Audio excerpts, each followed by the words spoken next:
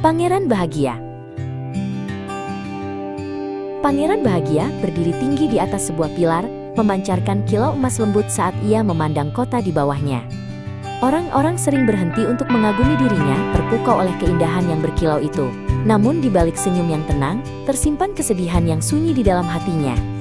Barulah sekarang ia dapat melihat penderitaan yang dahulu tak pernah ia sadari ketika masih hidup. Seekor burung layang-layang kecil yang sedang terbang menuju negeri yang lebih hangat berhenti sejenak di bawah patung itu. Angin dari kota berhembus dingin, tetapi terasa anehnya begitu akrab. Ia melipat sayapnya dan beristirahat di bawah tubuh Pangeran Emas dengan desahan kecil kelelahan. Saat itu juga, setetes air mata pangeran jatuh dan menyentuh kepalanya.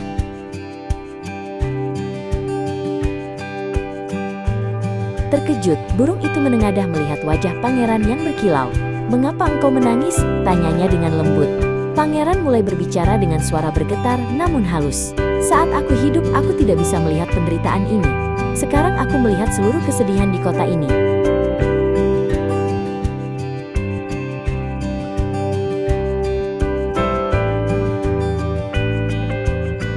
Pangeran menceritakan kepada burung itu tentang hidupnya yang penuh kesenangan dan kemewahan ketika ia masih hidup.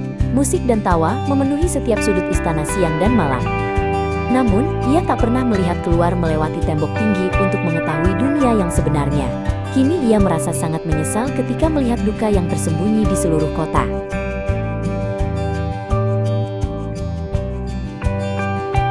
Pangeran menunjukkan kepada burung itu berbagai kesulitan yang terjadi di penjuru kota. Anak-anak menggigil di rumah-rumah dingin, dan para ibu bekerja dengan mata yang lelah dan lapar. Hati burung itu mengencang saat melihat perjuangan mereka. "Aku ingin menolong mereka, meski sudah terlambat," kata pangeran.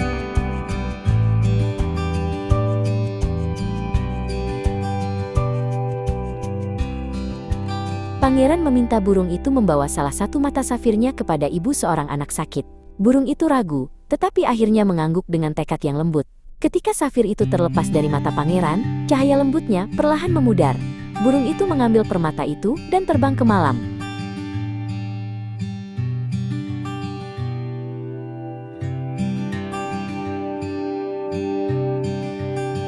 Ia menemukan rumah kecil yang lusuh tempat ibu yang letih berbaring bersama anaknya.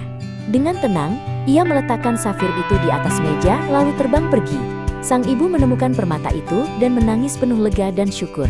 Burung itu kembali kepada pangeran dan menceritakan apa yang telah dilihatnya.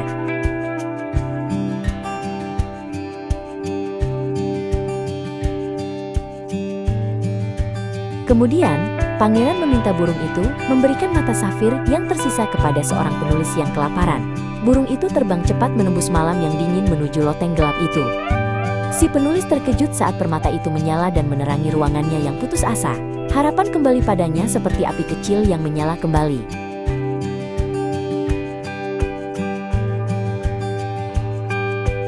Kini hanya tersisa Ruby di dada pangeran.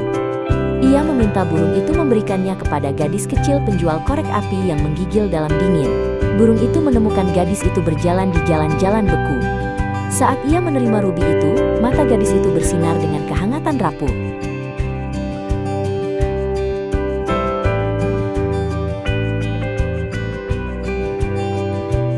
Pangeran tak lagi memiliki permata, maka ia menawarkan lembaran emas yang menutupi tubuhnya.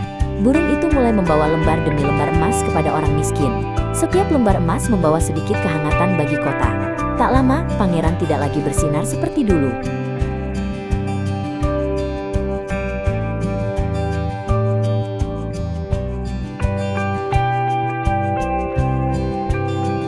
Angin musim dingin bertiup semakin keras, mendorong burung itu untuk terbang ke selatan.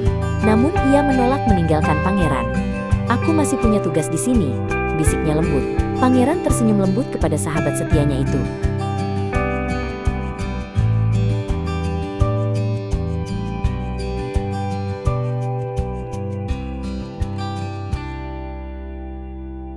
Dingin musim dingin menekan sayap mungil burung itu. Setiap hari ia semakin lemah, bahkan untuk terbang pun terasa berat. Meski begitu, ia tetap berada di sisi pangeran tanpa keluhan. Pangeran mengucapkan terima kasih dengan kehangatan yang lebih berharga daripada emas.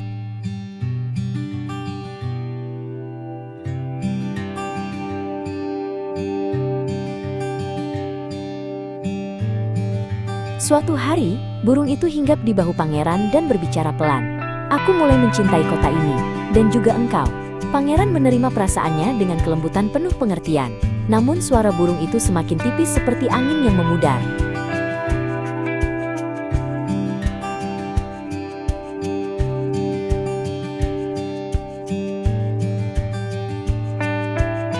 Pada malam yang membeku, burung itu tak mampu terbang lagi. Ia berbaring di kaki pangeran dan menghembuskan napas terakhirnya. "Aku bahagia sekarang," bisiknya perlahan. Hati pangeran tenggelam dalam kesedihan yang dalam.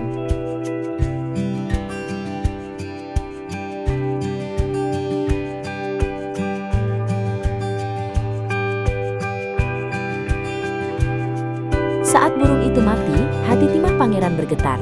Hati itu retak menjadi dua bagian dengan suara lembut yang penuh luka. Penduduk kota tidak mendengar apapun, tetapi kesedihan itu menggema hingga ke langit. Hampir seluruh cahaya pangeran kini telah padam.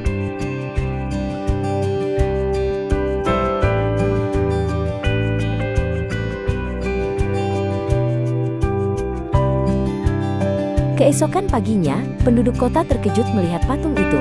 Emasnya hilang, permatanya lenyap, jelek dan rusak, gumam mereka dengan kecewa. Akhirnya, mereka memutuskan untuk melelehkan patung itu.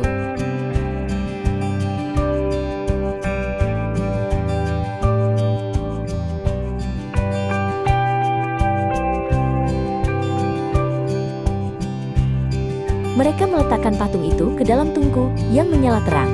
Tetapi anehnya, hati timah sang pangeran tidak meleleh. Hati itu tetap utuh, memancarkan cahaya misterius. Tak seorang pun mengerti keajaiban yang terjadi.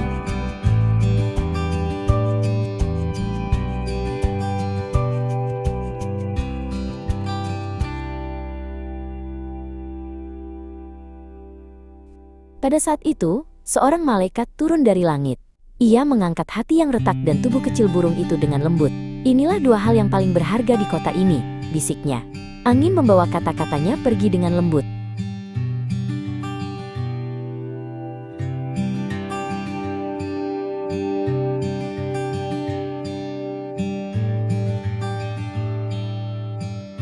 Malaikat itu naik kembali ke langit, membawa pangeran, dan burung kecil itu erat dalam pelukannya. Cahaya putih lembut menyebar di seluruh kota di bawahnya. Tak ada yang tahu, tetapi hari itu udara menjadi lebih hangat. Sebuah kedamaian yang sulit dijelaskan menyelimuti semua tempat.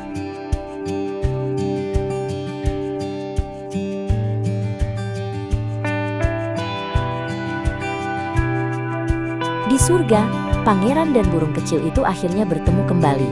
Mereka saling memandang dengan senyum lembut penuh rasa syukur. Di sana, tidak ada kesedihan, hanya kedamaian dan kegembiraan tanpa akhir. Langit seakan berkilau memberkati kebahagiaan abadi mereka.